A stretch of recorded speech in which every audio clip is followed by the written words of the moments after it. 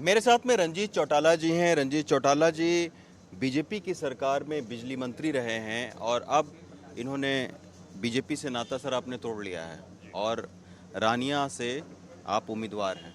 तो sir BJP से क्यों आपने 4 साल 5 साल आपका अच्छा रहा, फिर बीजेपी से आपने? देखिए, मैं बीजेपी में नहीं था। मैं तो 3 महीने पहले बीजेपी में गया हूँ, जब लोकसभा का चुनाव था। बीजेपी ने मुझे आधा घंटा पहले कह के ज्वाइन कराया कि आप आ जाएं और सर्वे में आप 1 नंबर कैंडिडेट, हम आपको टिकट देना चाह रहे हैं। मैंने लोकसभा का चुनाव लड़ लिया। मेरे बीजेपी से बहुत अच्छे संबंध रहे, कहीं वो नहीं था। पर अचानक 3 महीने बाद मुझे लोकसभा के लिए 1 नंबर, मुझे सर्वे में सबसे बढ़िया, और मुझे फिर विधानसभा के लिए डिस्क्वालीफाई कैसे करा 3 महीने में। मैं इस बात के लिए, मैं पॉलिटिकली 1987 से विधानसभा में हूँ। हुड्डा साहब 2005 में आए, मनोहर लाल जी 2014 में आए, विज साहब 2001 में आए। सबसे पुराना मेंबर हूँ मैं। 6ठी कैबिनेट में हूँ, मेंबर पार्लियामेंट रहा हूँ, जो देवलाल का बेटा हूँ। सारा पॉलिटिकली परिवार है। मैं तो चुनाव लड़ना था, अच्छा तो नहीं मैंने मॉरली फिर इस्तीफा दे दिया सरकार से। मैं इस्तीफा दे के चुनाव लड़ रहा हूँ, इंडिपेंडेंट लड़ रहा हूँ। तो आखिर ऐसा क्या हुआ सर कि बीजेपी ने आपकी टिकट काट दिया? आप इतने ये सीनियर बीजेपी जाने, मैं किसी पे अब टिप्पणी अच्छी बुरी नहीं करूंगा। उन्होंने नहीं समझा होगा, मेरे से ज़्यादा काबिल आदमी होगा। आप पूछ लो, हल्के में जाएंगे 6,000 वोट भी नहीं आ रहे मेरा रोड शो बहुत बड़ा रोड शो था। अच्छा अब चौटाला साहब, अगर आप जीतते हैं और कम किसी की सीट पड़ती है तो किसकी सरकार बनवाएंगे? देखिए, पिछली बार जब मैं जीत गया तो मेरे साथ जुलूस था। मैंने लोगों से पूछा कहाँ जाना चाहिए, मेरे मतदाता जहाँ कहेंगे वहाँ जाऊँगा।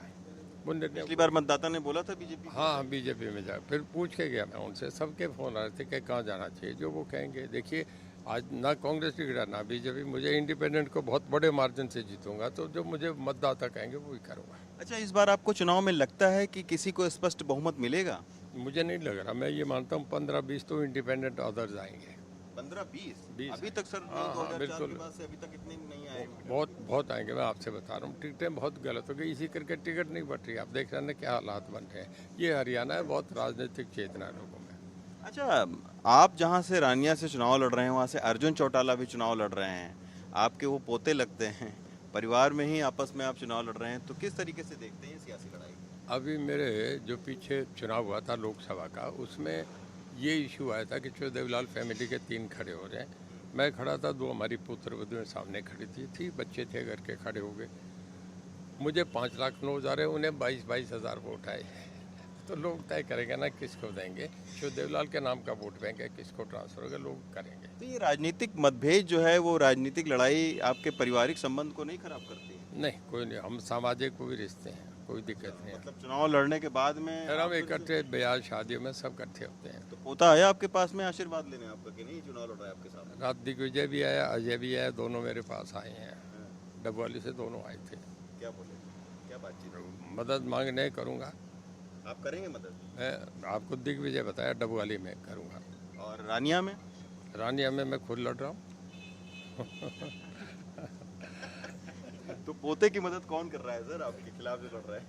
देखिए, अब वो कर दिया पोता खड़ा, कि मैंने बताया था ना, हिसार का उदाहरण दे दिया आपके सामने। लोग देंगे, जो देवलाल के नाम के वोट हैं मुझे मिलेंगे। चलिए, शुक्रिया सर हमसे बात करने के लिए। राजेंद्र संधू और रोहित विश्वकर्मा के साथ रवीश रंजन शुक्ला, एनडीटीवी इंडिया।